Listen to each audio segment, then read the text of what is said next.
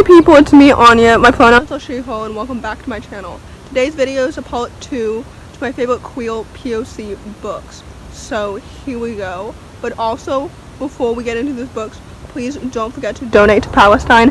I'm aware that I'm posting this video towards the end of June, so you're probably sick of me talking about it, and you've probably already moved on to other things. Just know that it's a privilege to be able to move on from these kind of things, and you really shouldn't move on. You know what I mean?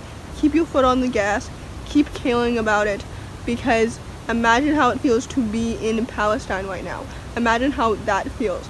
They do not have the privilege to move on the same way that you do. So please keep doing your research, and please donate. The link to donate is in my description box. So yeah, there you have it. Anyway, the first book on this list is called Thanks a Lot Universe. This book is a middle grade contemporary, and it follows two boys, one of them who just got placed in foster care alongside his younger brother, and the second one who's gay and is kind of moving away from the popular crowd of his friends. This book is so good. It's absolutely so good.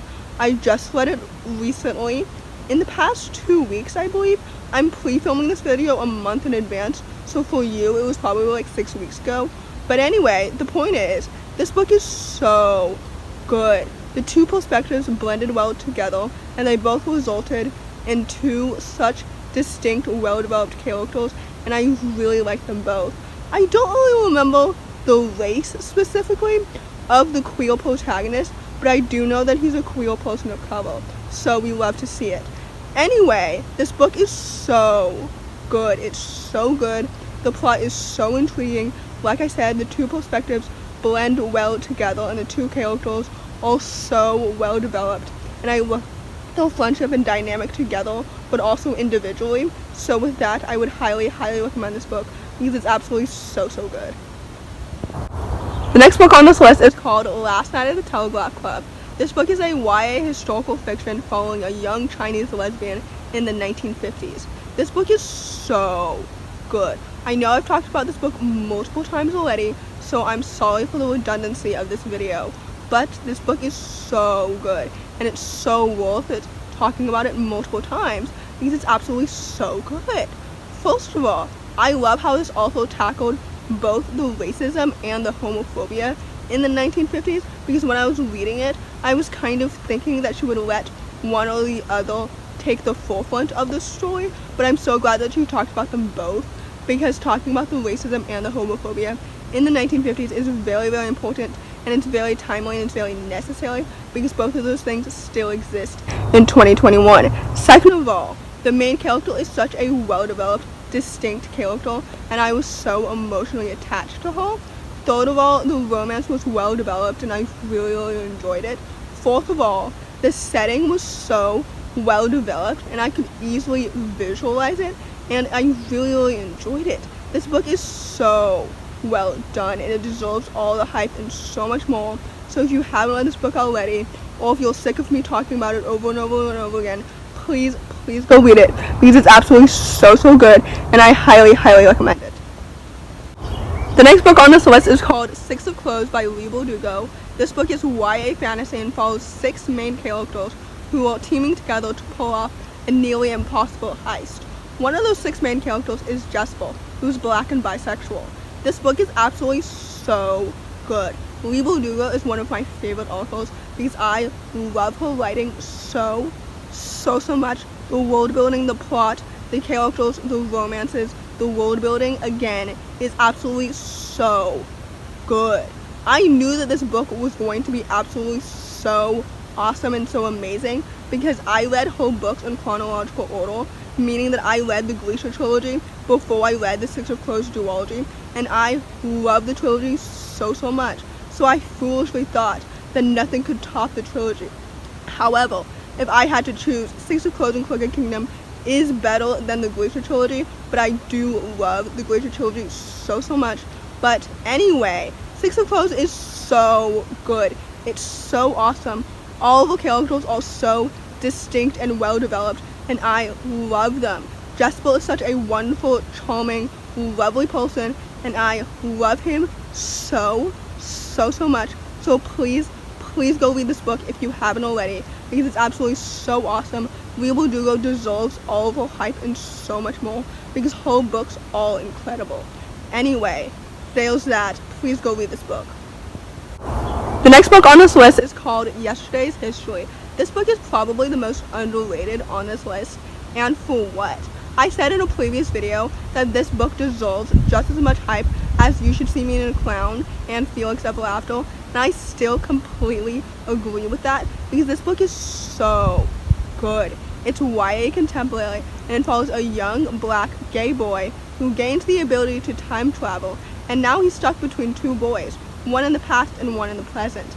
This book is absolutely so good. First of all, the time traveling element is so well done. It's not at all confusing or jarring or anything like that, and it blends well together with the present day timeline. This book is so good. Second of all, with that, the plot is so intriguing and it's so well written. Third of all, the romance is so cute and it's so fluffy and it's so well done. Fourth of all, the main character is such a wonderful, well-developed, distinct main character, and I love him. This book is so good, and like I said, it's so underrated, and for what? So if you're looking for a nice, fluffy, lighthearted YA queer contemporary, I would highly, highly recommend this book, because it's absolutely so good, and it deserves so much more hype. So please, please go give it the hype that it absolutely deserves, because I highly, highly recommend it. Next book on this list is called Meet Cute Diary. This book is so good. It's YA contemporary, and it follows a young, triracial, transgender, gay guy whose idea of perfect relationships gets challenged by his first one. This book is absolutely so good. First of all, the romance is so cute, and it's so fluffy, and it's so happy and wholesome and lighthearted. Second of all, the representation is so well done. I absolutely really enjoyed it. This book is so good. It is so awesome, and it's so well done. This book absolutely deserves all of its hype and so much more. I know I've talked about this book multiple times on my channel as of late, but it absolutely deserves all of its hype. So please go read this book if you haven't already.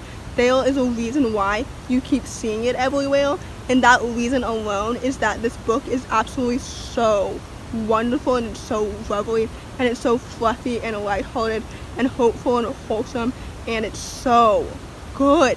It is so absolutely so awesome. So with that, I highly recommend it.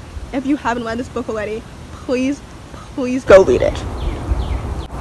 So in conclusion, first of all, please go donate to Palestine. That's very important right now. Like I said at the beginning of this video, this is not an issue that you should move on from, because the Palestinians cannot move on, so you shouldn't either.